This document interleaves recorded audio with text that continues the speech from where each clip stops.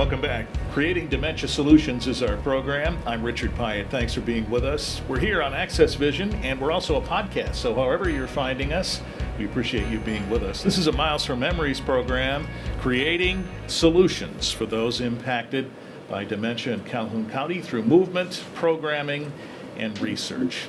Connie Skidmore is with us as we've been talking about caregiving in our last episode and this one as well. And you mentioned, Connie, thank you for coming back, by the way. You mentioned that there was a point at which in your caregiving, your role changed. That is to say, you were caregiving at home, and then there was a threshold, a turning point that was reached, and there was an assisted living that became involved. And so your role changed a little bit, didn't it? Maybe you can talk about the point at which that happened and how you understood that it was time for that to happen. I didn't totally understand for myself that it was time for that to happen, but I think, as I had mentioned, my husband ended up in the hospital, and in the process of him being in the hospital for several days, they came to me, the dispatch nurse came to me and said, there's nothing that we can do here. We're going to have to discharge him, but you can't take him home right now because you're really not set up to do this, and it's going to take you a while to put things in place. So the best thing to do is assisted living. So that was how we ended up with him in assisted living, and I began looking around to see what I would have to do in order to make it comfortable for the both of us at home. And it was a great deal, actually. And I knew that it was going to be difficult to do, but I began looking nonetheless. And then several people said, you know that this is just the first step in this. Eventually, this is where you're going to end up anyway. If you take him home successfully, you're going to have to turn around and bring him back eventually, which means you're going to go through this transition twice, and it's difficult enough to do it once. Sure. So as things turned out, it just was best to leave him where he was. So my role then changed in that I became a visitor more than a caregiver, although I did go daily, and I spent a lot of time doing little things around the facility that I had him in because they were kind enough to let me do that.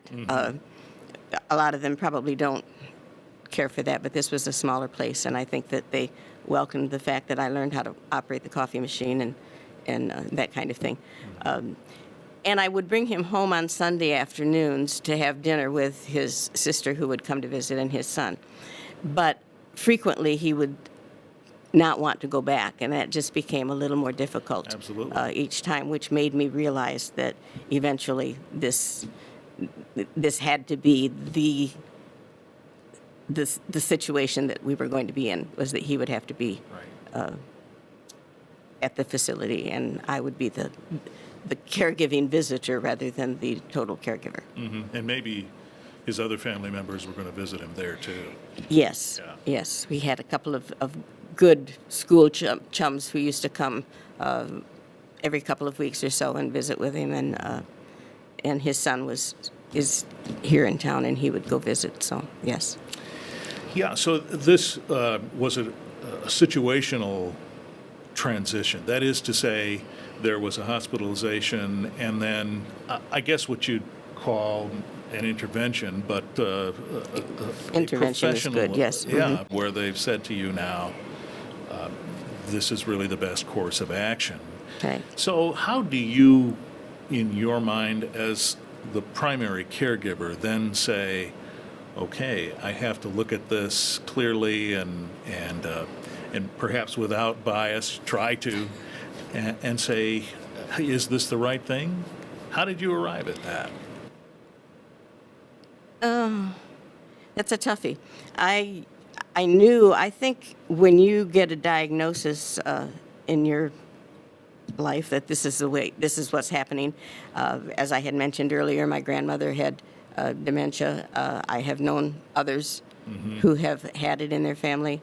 You know, short of death, the next step has to be another place for them to live. That it's a 24-hour-a-day job. You can't do it on your own and get any sleep, even if you have a good team of friends and family who are willing to help. It's just not possible. The time comes, and you know, as difficult as it is, that's what you have to do. Mm-hmm. And then you have to start researching the places that you could house him, sure, or her, or them. Is it typical to rely on other resources to help make that decision? I imagine it is. I would think it's almost necessity to Yeah. rely on other resources to make that. Yes. Mm-hmm. And again, this was one of the things that was discussed in the support group that I had talked about earlier, that they have this information, and I think that Battle Creek healthcare system has some pretty good records and solutions and things out there to help with this. Mm-hmm. We're going to talk with Sherry Sherbin as well from Miles for Memories in our coming moments about some of the more technical aspects of this. But Connie, your perspective is really terrific to have for folks to relate to. What would you say to someone who's embarking on this journey now? They're caring for a loved one with dementia, and there's all sorts of thoughts about what the eventuality will be and the demands that'll be placed on them.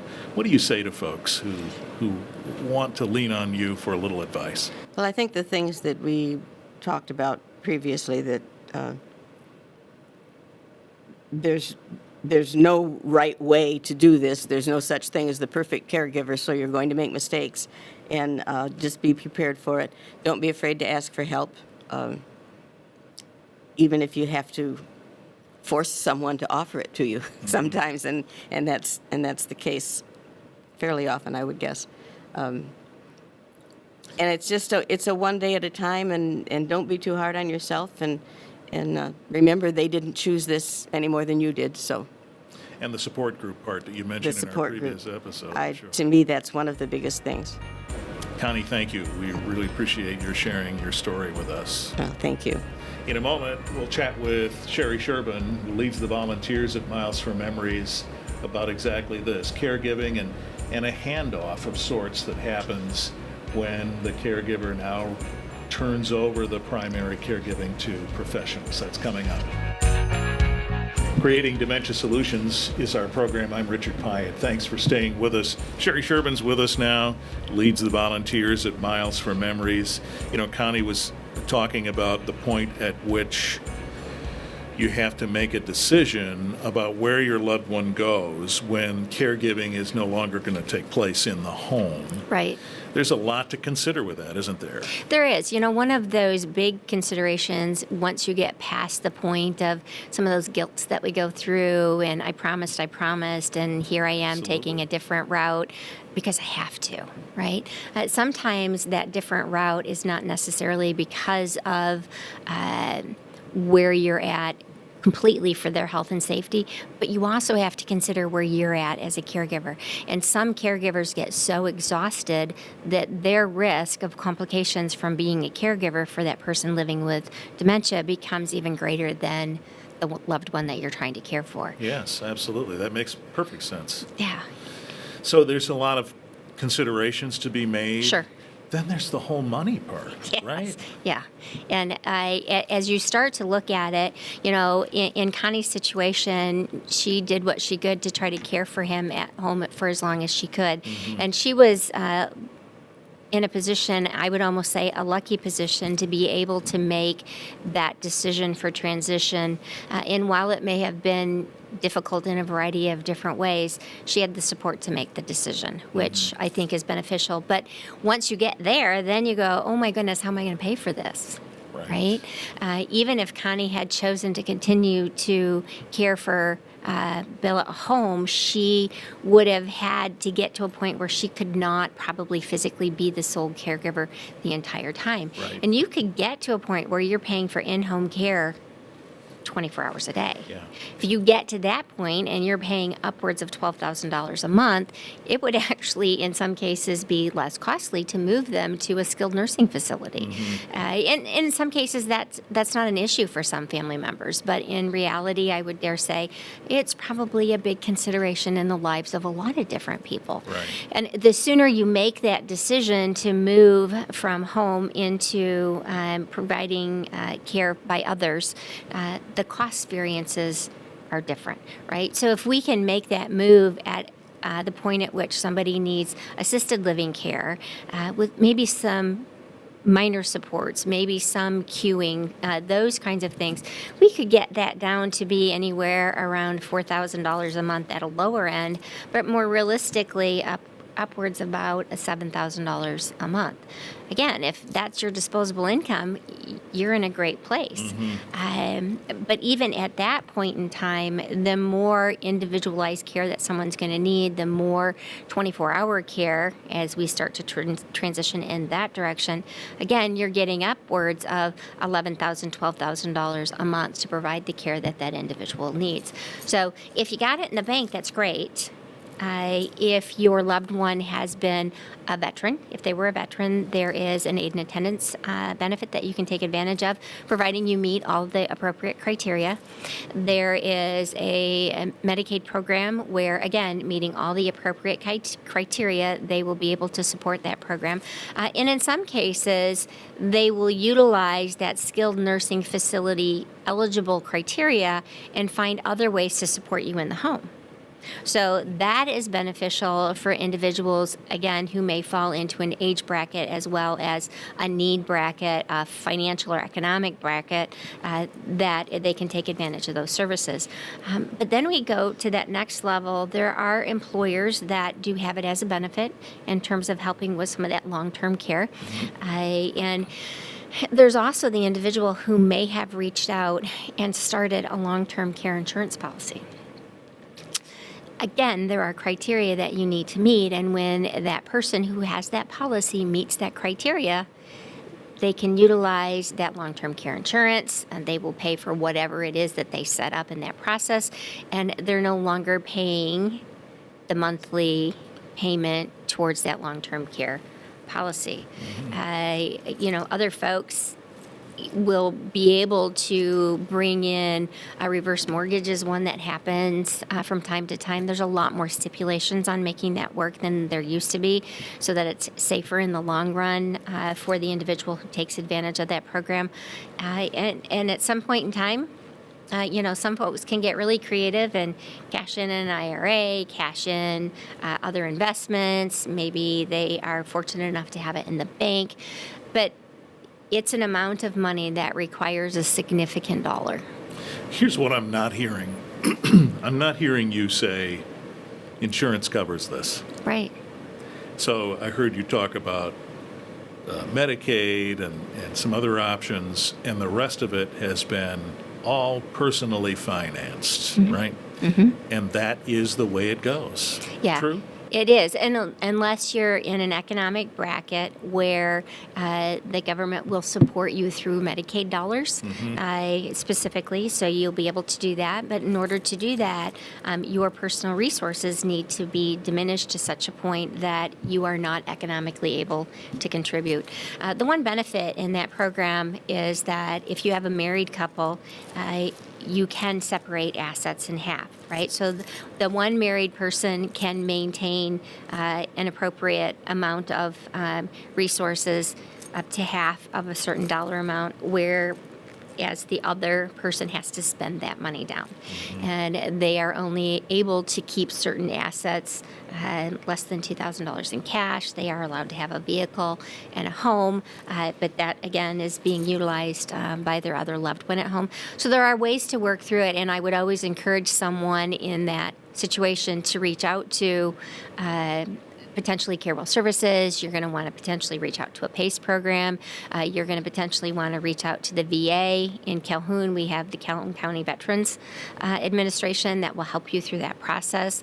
Sometimes an elder law attorney can help you through that process as well. And there are cases where an elder law attorney can help you through the development of appropriate documents, such as a trust, to put resources aside for those that still need to benefit from that, and that's really an elder law attorney's a part of what they do. So I won't speak to their knowledge, but they're great, and you want to make sure that you reach out to one that's been serving the community for a long time.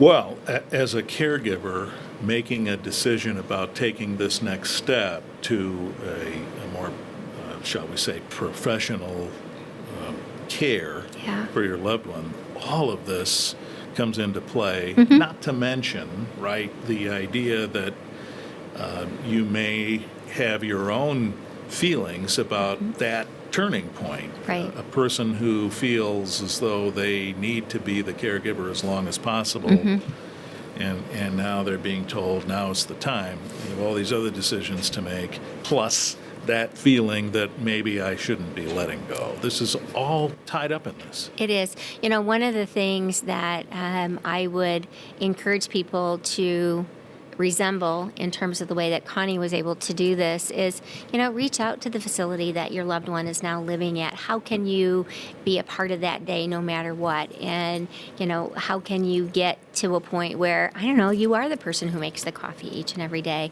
You are the person who they know is going to be there every Tuesday or every Thursday or whatever the case might be. It allows you to be a part of those things that happen going forward, and a comfortable part because you're there on a regular basis, and yet you still leave that major caregiving in terms of the health issues that they might also be dealing with to those that are skilled and trained to be able to do that, so that your time with your loved one is just time with your loved one. You're not trying to figure out how you're supposed to make sure that they get from the bed to the wheelchair, or dealing with wound care, or any of those other complications that come into play. You can just sit down and read to them. It's a different kind of experience. Yeah. Well, I think we've scratched the surface here on this subject, and we'll be talking about it more on this program, but this really does give us some things to think about, so thank you. Yes, and I would like to at least throw in one other thing before we wrap that up.